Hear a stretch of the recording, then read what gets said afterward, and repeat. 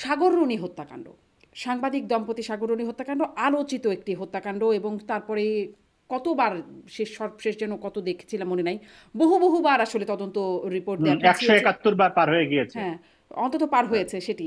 এখন আবার নতুন করে তদন্তকারী সংস্থার পরিবর্তন হয়েছে।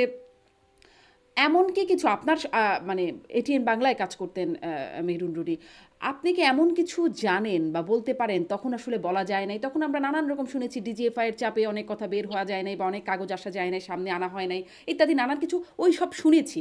আপনি কি ব্যক্তিগতভাবে এমন কিছু জানেন যেটি আসলে প্রকাশ্যে আসেনি?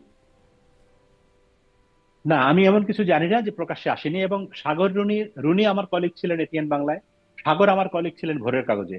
এবং দুইজনের সঙ্গে আমার খুবই ব্যক্তিগত সৌহার্দ্যপূর্ণ সম্পর্ক ছিল। তাদের সঙ্গে এক পর্যায়ে তো সাগর ডয়চে ভেলেতে চাকরি করতো জার্মানিতে, এবং রুনিও চলে গেল 2 বছরের ছুটি নিয়ে। তারপর যখন ওরা ফেরত আসলো, আমি তখন হেড অফ নিউজ এটিএন বাংলার, আমার কাছেই জানালো যে মামুন, আসার আগে, যে মামুন ভাই আমি তো ফিরছি, আমাকে কিন্তু নিতে হবে। তারপরে আসলো, এসে কিছুদিন পরে অফিসে আসলো, অ্যাপ্লিকেশন করলো, আমি চেয়ারম্যান সাহেবের কাছে নিয়ে গেলাম। তারপর সে জয়েন করলো, এবং তার মাস ছয়েকের মধ্যেই বোধহয় এই হত্যাকাণ্ডের ঘটনাটি ঘটে। তো আমাকে তখন ডিজিএফআই বা কেউ কোনো রকম চাপ দেয়নি যে এরকম কোনো গোপন তথ্য আছে যেটি বলা যাবে না। বরং তখন ডিজিএফআই, পুলিশ, এনএসআই থেকে শুরু করে সরকারের র্যাব, বিভিন্ন সংস্থা তদন্ত করেছে এবং আমাদের অফিসে অসংখ্যবার এসছে। পুরো অ্যাসাইনমেন্ট শিডিউল গত কয়েক মাসে রুনি যতদিন ছিল, কোথায় কি অ্যাসাইনমেন্ট ছিল, অ্যাসাইনমেন্ট তো আপনি জানেন যে সব লেখা থাকে, কোনো তার অ্যাসাইনমেন্ট গোপনে থাকে না, সব অ্যাসাইনমেন্ট শিডিউল তারা নিয়ে গিয়েছে, তদন্ত করেছে, আমার সঙ্গে কথা বলেছে, আমাদের সকল সহকর্মীর সঙ্গে আলাদা করে কথা বলেছে, অনেককে র্যাব হেডকোয়ার্টারে ডেকে নিয়েছে, থানায় ডেকে নিয়েছে, এটিএন বাংলার চেয়ারম্যান সাহেবের সাথে কথা বলেছে একাধিকবার।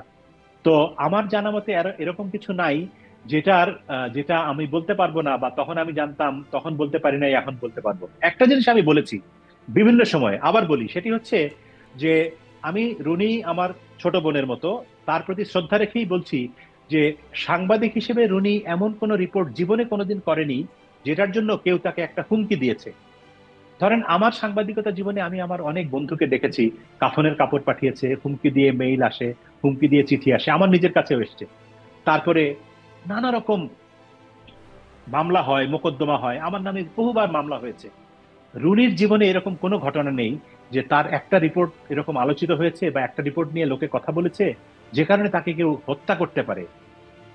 মানে হত্যা তো অনেক দূরের কথা, তাকে একটা হুমকিও দেয়নি কোনোদিন কেউ। হুম। ফলে আমার, তার দীর্ঘদিনের সহকর্মী হিসেবে এবং তার সুপারভাইজার হিসেবে, তার বাংলায় বলতে গেলে বস হিসেবে, আমি এটুকু বলতে পারি যে যে কারণেই হোক, রুনির হত্যাকাণ্ড পিছনে যে কারণেই থাকুক, সাংবাদিকতা কোনো সাংবাদিকতাগত কোনো হুম। কারণ নেই। আর কারণ সাগর, সাংবাদিক হিসেবে, তার হত্যাকাণ্ডের পেছনে? সাংবাদিক হিসেবে, সাংবাদিক হিসেবে রুনি এমন কোনো কাজ করেনি যেটার জন্য সে কারো ক্ষতির কারণ হতে পারে। হুম। আর বাংলাদেশের বাস্তবতায় যেসব কথা আমরা ফেসবুকে দেখি, বা একজন বড় প্রভাবশালী লোক, ধরেন কথার কথা সালমান এফ রহমান, অথবা তখনকার বাস্তবতায় এস আলম, অথবা সামিট গ্রুপ, এরা যদি কোনো একটা রিপোর্ট বন্ধ করতে চায়, সোজা ফোন করে চেয়ারম্যানকে বলে দিবে যে এই অমুক, তোমার ওখানে ওই রিপোর্ট যাবে না।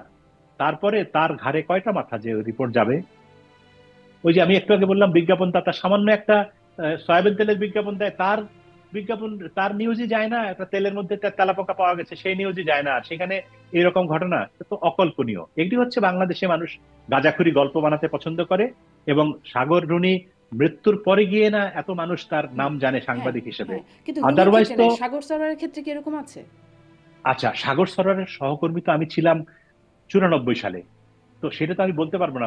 আর তারপরে সে জার্মানি থেকে ফিরে এসে মাছরাঙা টেলিভিশনে সে কাজ করতো, সেখানে সে অ্যাসাইনমেন্ট এডিটর বা এরকম কোনো একটা কাজ করতো।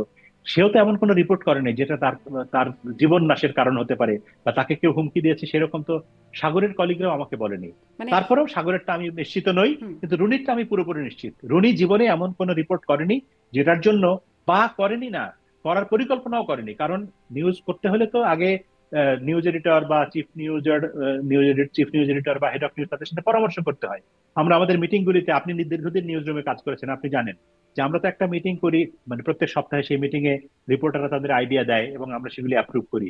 তো রুনি এরকম কোনো আইডিয়াও কোনোদিন দেয়নি যেটি একটু রিস্কি ছিল বা যেটির জন্য কেউ তাকে কোনো হুমকি দিতে পারে। জি। আমারই অনুষ্ঠানে বাট আমার এই তারপরেও কথা হচ্ছে, হ্যাঁ। যে যে কারণেই হোক, সাগররুনির দম্পতি হত্যাকাণ্ডের ঘটনার বিচার হওয়া উচিত ছিল। আওয়ামী লীগ সরকার এটি বিচার করতে পারেনি, সেটি ব্যর্থতা। এবং বর্তমান সরকার ক্ষমতায় আসছে 5 মাস, তারাও এসে বলেছিলেন যে প্রাথমিক মানে এক অগ্রাধিকার ভিত্তিতে হুম। তদন্ত করা হবে। সেই 5 মাসে তো আমি কোনো অগ্রাধিকারও দেখি না, তদন্তও দেখি না। তো তাহলে আমি তো মনে করি সব মিলিয়েই রাষ্ট্রযন্ত্রের অন্য সকল ক্ষেত্রের মতোই এখনো সেই যেই লাউ সেই কদুই দেখতে পাচ্ছি। হুম, আমার এই অনুষ্ঠানে এসে সাবেক আইজিপি, যিনি পরবর্তীতে আওয়ামী লীগের নমিনেশনে এমপিও হয়েছিলেন, নূর মোহাম্মদ, তিনি বলছিলেন যে স্বয়ং প্রধানমন্ত্রীর নির্দেশে এই মামলাটির তদন্ত আটকে গেছে। মানে সেজন্যই আসলে জিজ্ঞাসা করার চেষ্টা করছিলাম যে এমন কি কিছু আছে যেটি ধামাচাপা এসেছিল। যাই হোক, আপনি বলছিলেন আপনিও আসলে এর বাইরে তেমন কোনো না, বিষয় এর বাইরে আছে আমি বলে কিছু জানি না। জানা নাই।